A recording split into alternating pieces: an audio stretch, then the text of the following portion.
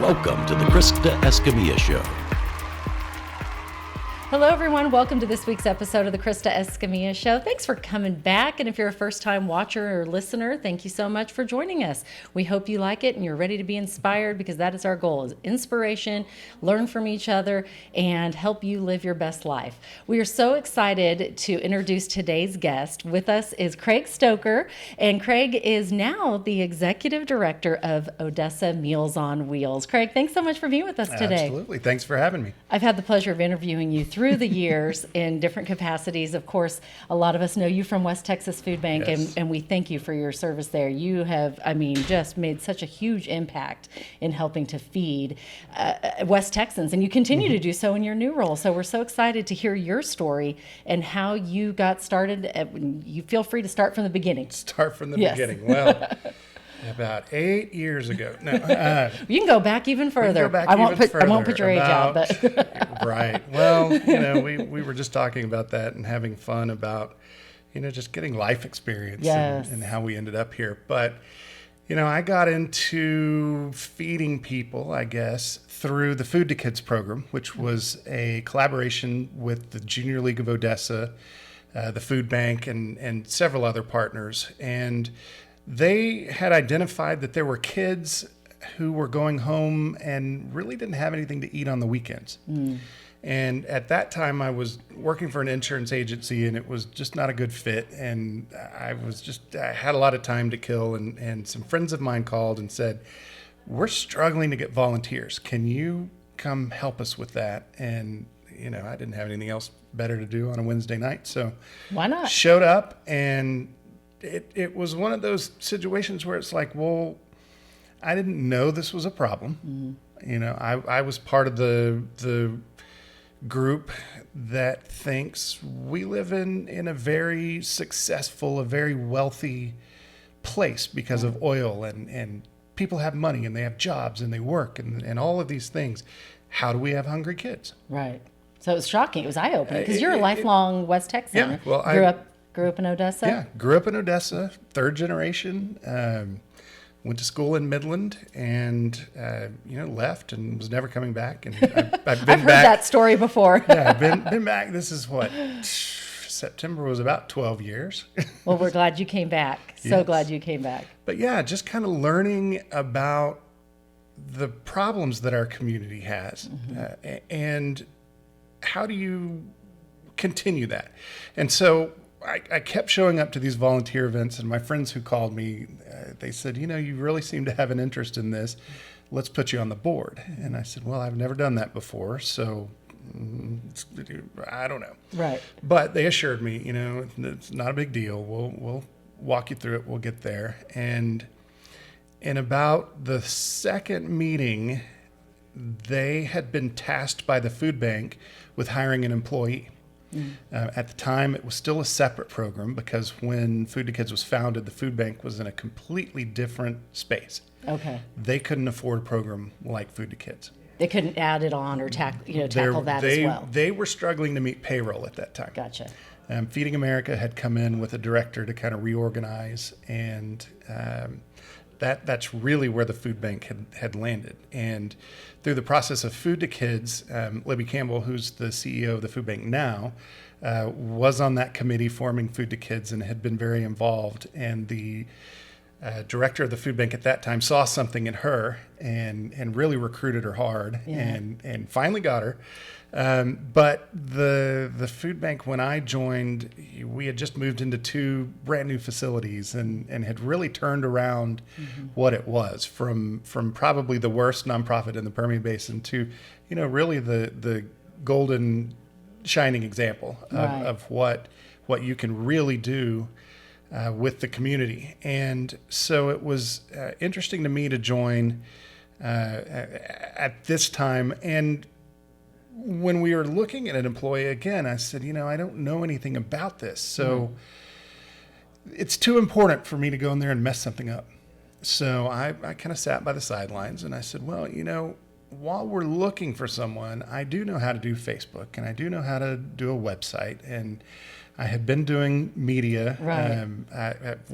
when we were struggling to get the volunteers, I called Jay Hendricks and I said, help. and of course Jay said yes, because that's who Jay is. He's well, he's awesome. Magali came out and we did our first interview out in the old terrible warehouse, and we went from having about 15 volunteers to really having too many. Yeah, which is a good problem. Yeah, it's a good problem to have. Craig, what would you attribute to that? Because I know there's a lot of nonprofits that are starting out right now, and they, to hear that West Texas Food Bank went from down here to now this shining example, like you said, what was it that really took you over the top to get to that that name and that prestige? Well, I think it, in my mind, my little marketing brain, I think it all has to do with marketing. I watch so many businesses and nonprofits who struggle to get their word out. Mm-hmm. And, you and I have met throughout the years on different stages and studios. And it's just that you need to be able,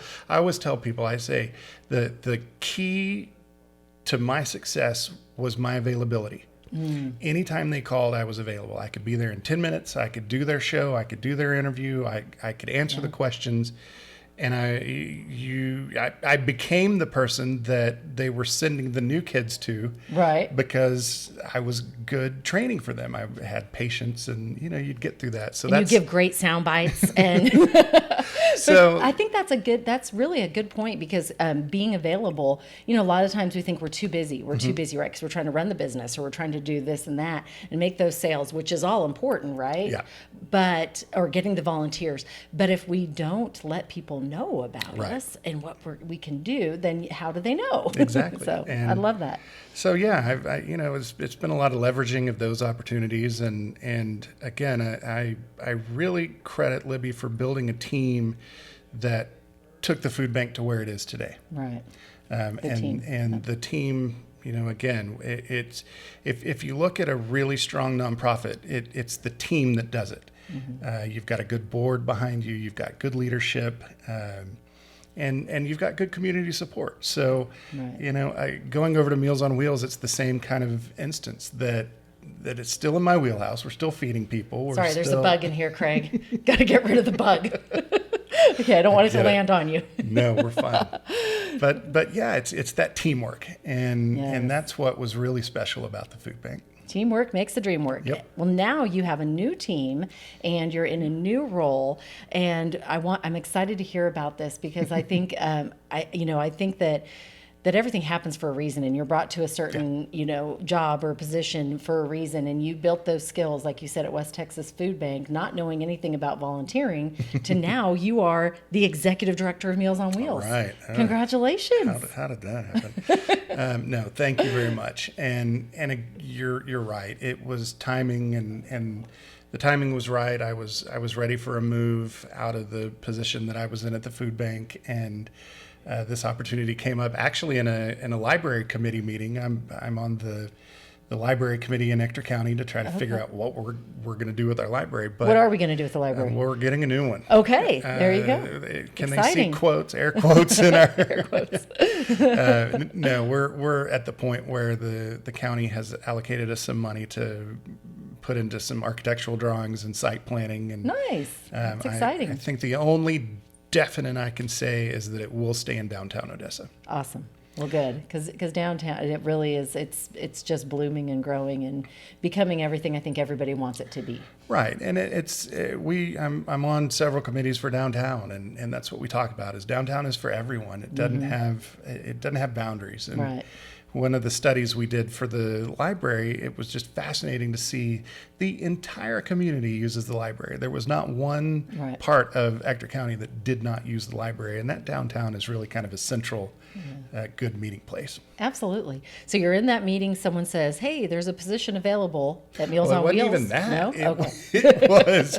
Craig, you're doing this. Exactly. Well, a little bit of that. I won't throw him under the bus that much, but we were just kind of daydreaming about what could a library be as a community resource center, and it got weaved down the road.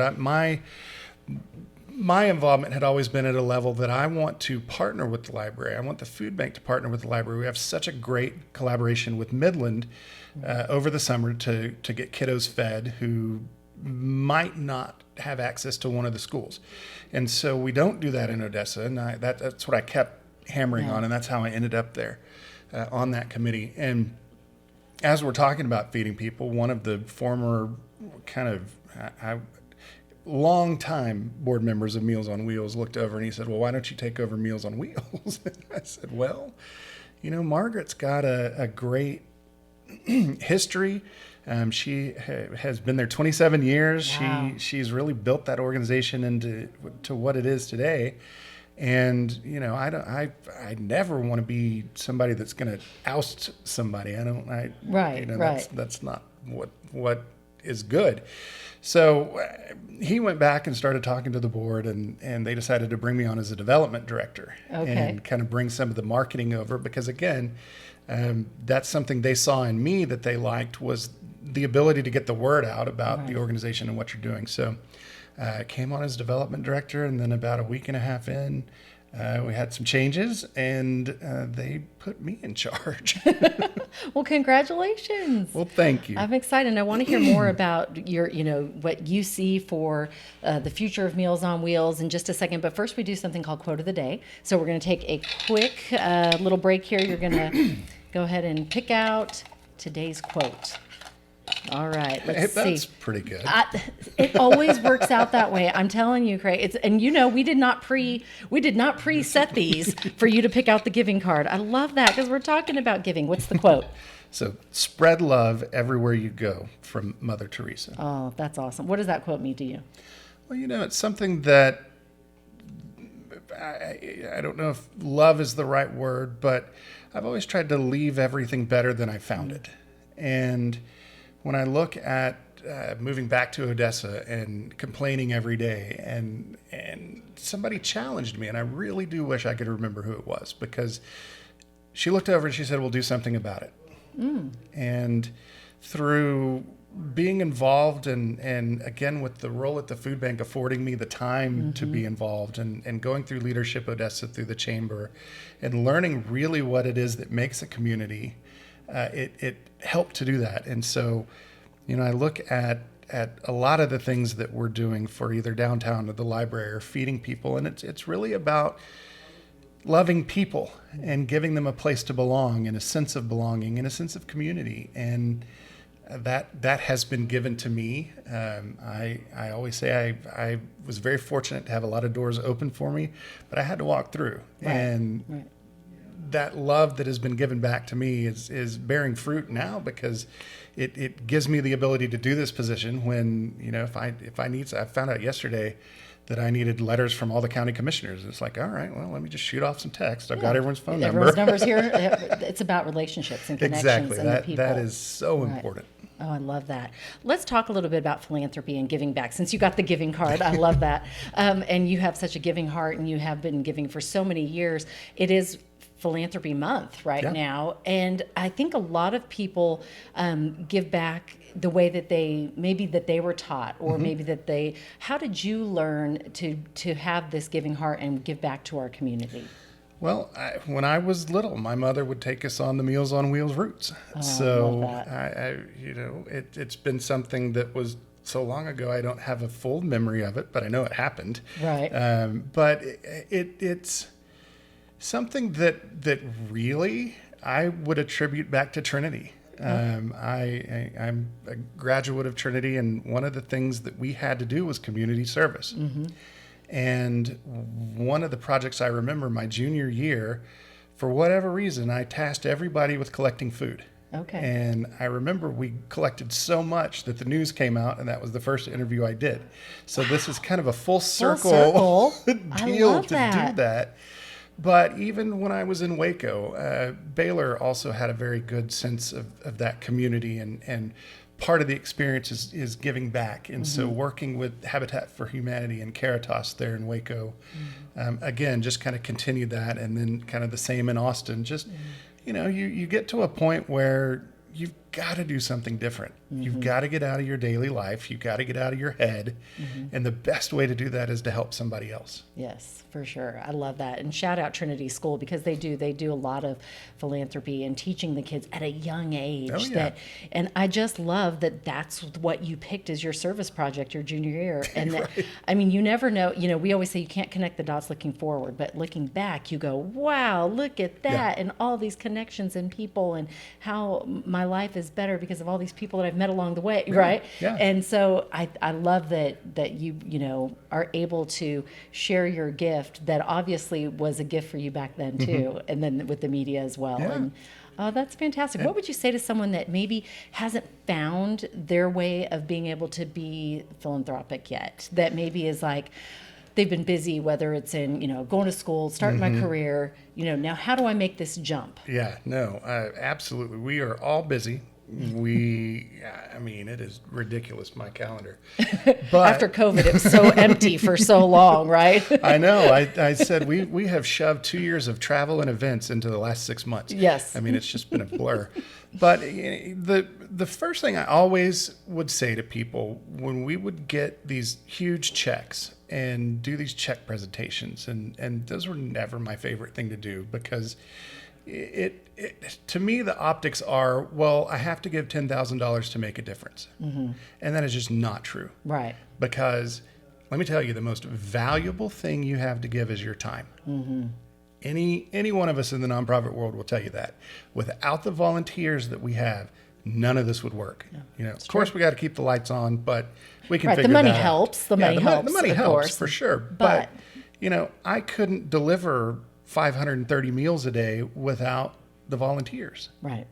And that to me is so important. So that point, and then it really doesn't matter the size of your donation, because every little bit helps. Right. And I've been fortunate to be in now 3 nonprofits that have had incredibly good funding. And so it's never had to be, I've never had to sit back and say, man, if I don't do this, nobody's getting paid next week. Right. So I've been so fortunate to be in that position. But just remember that everything you can give helps. Right. I think that's good to point out, because sometimes you think, well, all I have is $50 to give away, but that $50 is going to feed how many people? Right. Well, I'm not good at math. That's why I went into journalism and public Same relations. here. 10. We have that in common. But it costs about $4 to get to buy the meal and get it out. Right. We've got a great partnership with ORMC in Odessa, and but yeah, that $10. Well, that's 2.5 meals that you're providing. That's 2 people that aren't going to bed hungry. Absolutely. What is the biggest life lesson you have learned through your nonprofit work? Man, lots.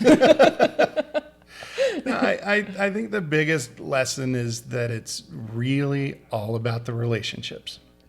And that has been, I think, the most valuable thing to me is the network I've built. Because, over the last 8-9 years, again, I had a lot of contacts going into it. I remember when... Because you grew up here and you knew people. Yeah, right, I grew up here. My grandfather was county judge, and my dad was chair of TxDOT, and we've got these deep community ties. Which, when I went to talk to the food bank, I remember Libby and I had that conversation, and she said, "Well, go talk to the programs director and see what he thinks." And I walked in and sat down, and I said, "Let me tell you this. I don't know anything about a food bank." I said, "But I know just about everybody in town, and most of them have money." And he said, And they "All right, want to give. You're hired." But it's so much more important than that, because you've got to be able to steer the ship. And a lot of times there's red tape involved. There's, like with this grant, the Texans Feeding Texans grant. We're talking about $90,000 that we can get through the state, but I've got to have a little bit of buy-in from the county. Right. And so, unfortunately, I didn't know this going in. I'm kind of under the gun, learning from behind. But because I have those relationships, I'm able to get that done. Yes. In 2 days, when, if you don't know, if you don't have the county judge's cell phone number, how do you do that? Right, and I think a good lesson, especially for the younger generation growing up, is don't be scared to call those connections. Oh yeah, because I think a lot of the time, the younger generation is more of a, email or where it's okay to pick up the phone and call or send that text and just get this conversation going, right? Well, and that was a lesson that on philanthropy, and I can't remember which award it was she got, but Victoria Prince was giving a talk after having won something, and she was talking about her success and her mantra behind it, and it was follow up. If you just follow up, because so many of us will send that initial text, right? And we reached out. We don't know. No, but they didn't respond back. So follow up. I'm done with the conversation. Right? No, and shout out Victoria Prince. We love you, Victoria. Yes. I keep telling her she needs to come on the show. Oh, that'd be great. I would love to share her story. So she's going to do that in the near future. But that is a great. The follow-up, because first, and I think a lot of times we're scared. We feel like, okay, we didn't get the response back from the first time, right? But it's okay if you're told no. Yeah. And it's okay. What's the worst thing that's going to happen? Okay. Right. Thanks for at least listening. But then at least you followed up and found out the hard no, not the, maybe it's up in the air. And rarely is it a hard no. There's very good usually point. A compromise. There's usually something else we could do, or, hey, I can't do that, but let's do this. I have found throughout the years that no matter what, people want to help you. Yes. And you just have to unlock that avenue for them to be able to do that. Yeah. And, again, it's that networking and relationships that, hey, I see all the time online, I need somebody to embroider something. And it's like, okay. I appreciate we've got that. Krista, Thank you. I trade. You get one and then Scott gets one. Okay. And then you get one and then Scott gets one. We love Scott too. So so I'm glad you do that. And that's the thing. There's enough business for everybody to go around. Like, I don't ever look that at is so competition. I don't look at in any part of business I'm in, whether it's media, since I'm in media, as well as also in embroidery and engraving and uniform business and headwear. And so I don't look at it as competition with the other, because I'm like, there's enough business for all of us. Let's see everyone succeed and everyone come together and help each other out. And so thank you for doing that and pointing that out. I love that. Well, and you see that a lot in nonprofit world, because people start to, there really is only a handful of people who can give at a level that is kind of transformational giving. Not many people can write a $50,000 check. And so you really watch this world kind of close in on itself and say, well, those are my donors. Yeah. And my opinion has always been that people are going to give where their heart is and the mission that they believe in. So if you decide not to support Meals on Wheels, I mean, that's I don't take it personally. Right. That's it's not about me. And that's where I got with interviews. And people always asked, aren't you nervous? Aren't you this? And I said, but no, it's not about me. Right. I'm here to be the vessel of the story. Yes. And if you don't like me, then so be it. But if that's going to hinder you supporting my organization, then you weren't in it for the right reasons to begin with. That's a good point. That's exactly right. I love that. All right, time for a question of the day. Craig, I'm sitting here today in Midland with Craig Stoker. He's the executive director of Meals on Wheels in Odessa. And it's so weird to announce you as a new title. I know. But I'm so excited. All right. Okay, you got the friendly card. See how this works out? You are so friendly. And what is your question of the day? All right. What was your first job and how did it shape your career path? Ooh, I love that. All right. So first job that I got a paycheck, I was working for my dad. They had a lawsuit, and apparently all the evidence needed to be stamped 3 times. And, not once, not twice. Right. 3 times. 1, 2, 3. And the opposition, I don't know what you would call him, the defendant in the lawsuit, wanted to make sure we were doing it correctly, and she sat in the boardroom with me for 2 weeks as we stamped. And the conversations that we had were really kind of critical to me. I was in 8th grade or something, but just learning about her experiences and those things were great. But my real first job, I worked for Major Medical, which was at Golder and 8th Street in Odessa, and we did rental medical equipment. So I was in the warehouse, and we got to clean all the medical stuff that came back. Oh, cool. Yeah, I mean, Well, it's a good job. I mean, it's an important job. exactly. Yeah. Had we need to it. be We need done. it clean. Right, but it was one of those experiences that's like, not everything is going to be cushy, comfortable, and wonderful. Right. Working in a warehouse in Odessa during the summer is A little hot. Is a little No hot. air condition. But I got it into my head that's like, well, we're cleaning these things and we're testing these oxygen machines, and without them, people are going to be in a real mess. Right. So that little bit part of the cog in the wheel, I guess, it kind of goes back to the volunteering. You play a role, whatever part it is, so that makes the outcome possible. Right. That's so true. And I think those jobs, I taught dance. That was my first job, was teaching dance for my mom. So we share that. We worked for our parents because they're like, hey, well, you can work for free.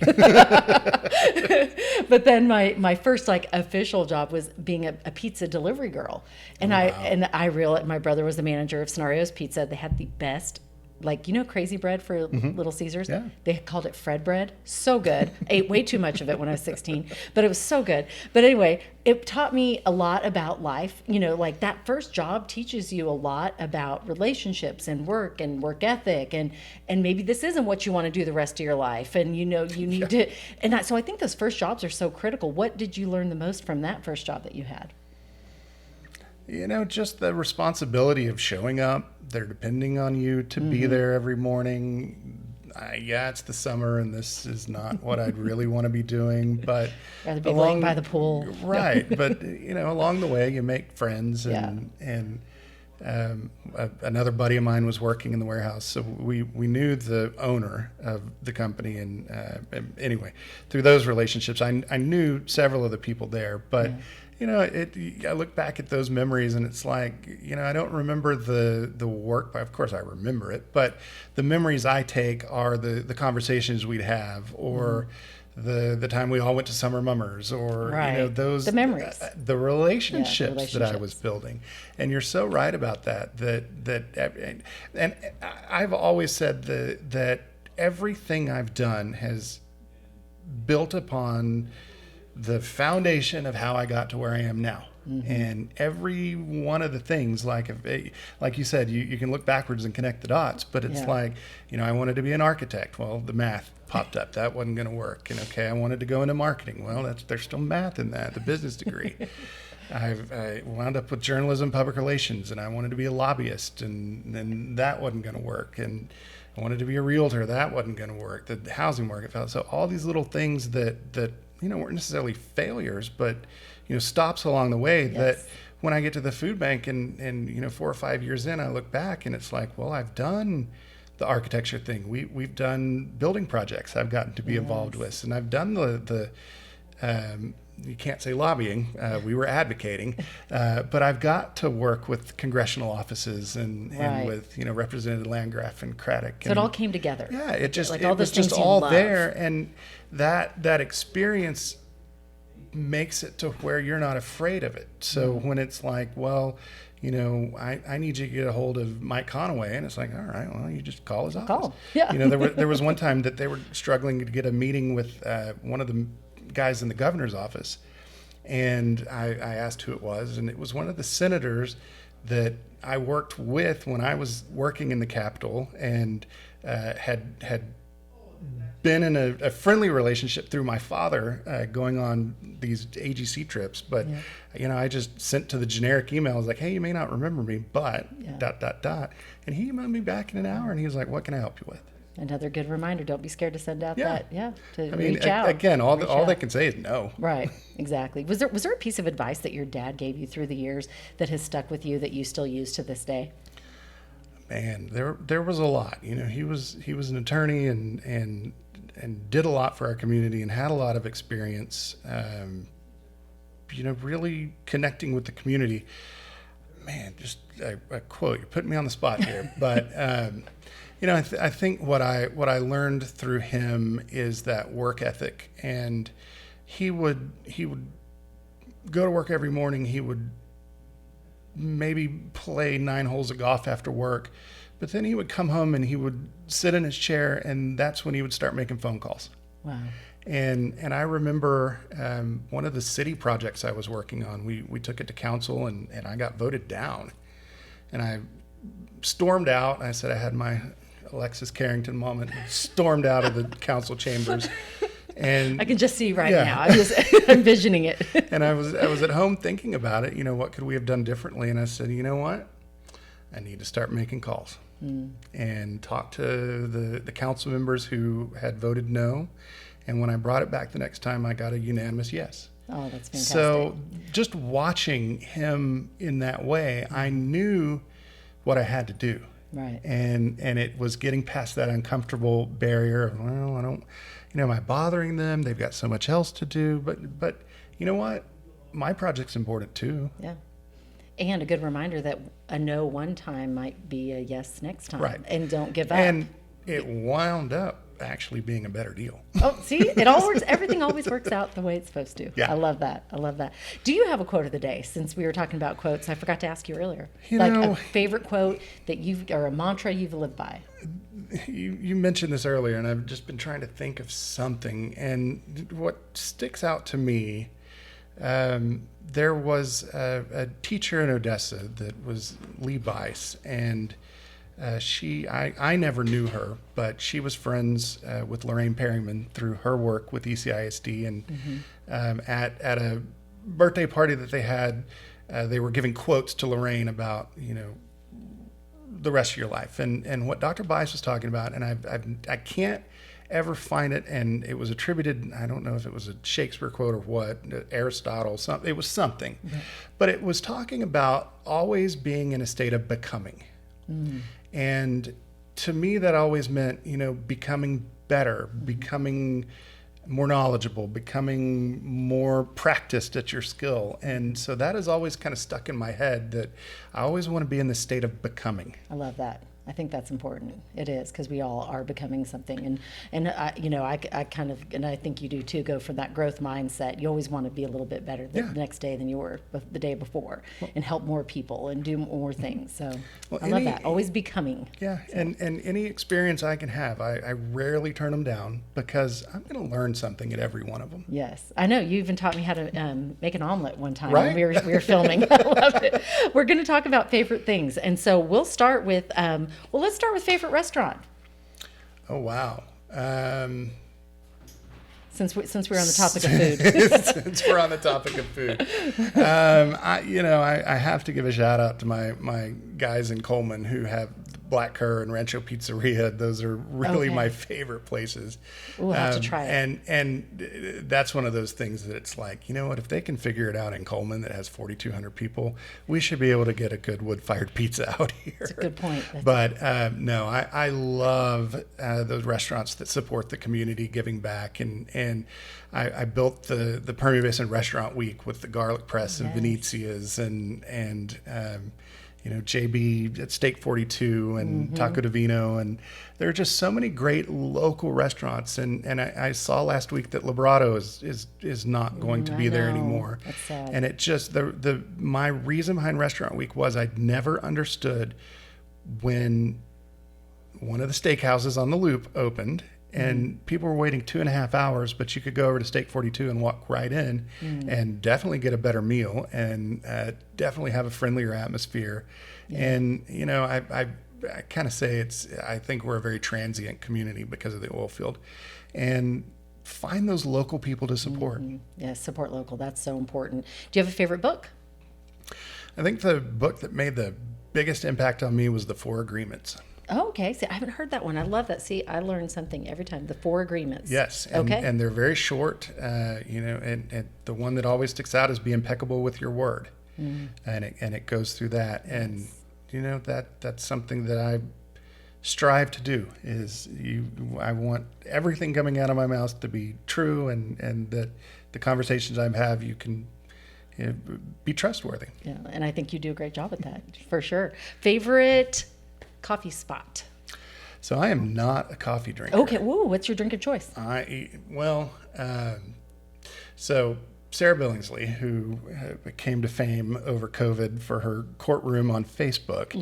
I love Sarah Kate. Oh my goodness, she's awesome. But she and I have been friends since, she was 12 and I was 13 when they moved Really? here from Hobbs. Okay. She said I was the first person she met. But she's a huge coffee drinker, so she would always drag me to Starbucks, and I said, I don't want to go, I don't like anything. And she said, well, just tell them what you like. So I like tea, and I found a drink at Starbucks that I like, and of what is course it? they've changed it. It's not there anymore, but it's basically a Royal English breakfast tea latte. So just hot tea with a little milk and sugar. I love it. That sounds amazing. I have that at night with the sleepy Yeah. time tea. I love that. Put a little cream and sugar. Yeah, Oh, it's good. It is so good. Okay, favorite vacation spot. If you're going to go anywhere in the world, where are you going and why? If I had two choices, my favorite city I've ever been to is London. I would go back there in a heartbeat. And we found a little spot in Cabo that we love. Oh, I love Cabo. Cabo is pretty awesome. It's one of my favorites. Okay, favorite podcast. Favorite podcast. So I'm just kidding. So this one, Besides of course, the Krista Escamilla besides show. This one, I may be telling on myself, but there is a podcast called The Final Word with Frangela. Okay. And it would not be very popular out here because it is political and it's a little more to the left. But they do a segment called The Idiot of the Week. And they just kind of, the political stuff, you can tolerate it, but the Idiot of the Week. That's your favorite part. And it's, Love it. They figured it out because they've separated it out from the final word part. So you can just go listen to the Idiot of the Week. But they pick three, and it's just, like the one I remember, the guy was mad at Wendy's for the fries, and so he threw an alligator in the window. Like, this was in Florida. That definitely gets the Idiot of the Week. Yes, that's funny. I love that. That is so funny. And you need to smile and laugh. And so I love things like that. Like we used to do something called News of the Strange back in the day in the morning show, and that just made my day because it was like, let's see what strange things are happening out there because we know it's happening. I love that. Okay, we're getting close to the end of our podcast, and I have loved visiting with you because I've told you before, we always see each other at events or it's like hi bye but you never really get to sit and just talk and learn and get to know your heart better. So I know that at the end of our show we always ask for a nonprofit that we're going to donate to on the behalf of our show. Which nonprofit would you like us to donate to? Well, shockingly, I'm going to say Meals on Wheels of Odessa. Yes, awesome. And I think that is the perfect place for us to donate because we want to support you and what you're doing and your new endeavors. We wish you the best of luck. We know that they definitely picked the right person for the role. You're going to do amazing things. And I look forward to the collaboration with Midland Meals on Wheels. Oh, for sure. Because we love Kathleen and all the work that they do at Senior Life. So congratulations. Thank you. Is there anything coming into today, Craig, that you're like, oh, I hope Krista and I get to talk about that, but we didn't, that you want to mention today? Well, here's all my little statistics. Oh, see, good. You got some stats and lists. Yeah, I said I finally learned the program that we use, and I can run a report now. Nice. I feel very... these aren't my favorite things to talk about because people kind of glaze over when you start talking about it, but it's so impressive. If you look at... I pulled the... 2021, Meals on Wheels of Odessa distributed 140,050 meals. Wow. They did There's the alarm. Sorry, I set we were alarms doing for it. everything. So I knew it was going to that's happen. the wrap it up sign. But a little over 140,000 meals this year. We're at 115,000 meals. We've served 708 unduplicated individuals. We're going to grow that. My goal in the next year or so is to double what we're doing. I want to serve 1,000 people a day. Well, you're going to do it. I know you will. Yep. You are in the right role. You're right where you're supposed to be, Craig Stoker. And we thank you for sharing today. It's been so much fun getting to learn a little bit more about you and just share this time. If you have any questions, if you want to support Meals on Wheels Odessa, all you have to do is reach out to Craig. He will pick up the phone when you call, or he will answer your message. He will come on your show. He will do all the things. Anything. All right. Thank you, Craig. And we want to thank our sponsors, Rig ID, and also joincapclub.com and Midland Cap Company. Thank you so much for allowing us to share and highlight these amazing stories and people in our community. And of course, thank you for your time. Don't forget to subscribe and share this podcast with someone you love. And don't forget my mottos. You know what it is right here. Dream big, believe, and never give up. You make it a great day.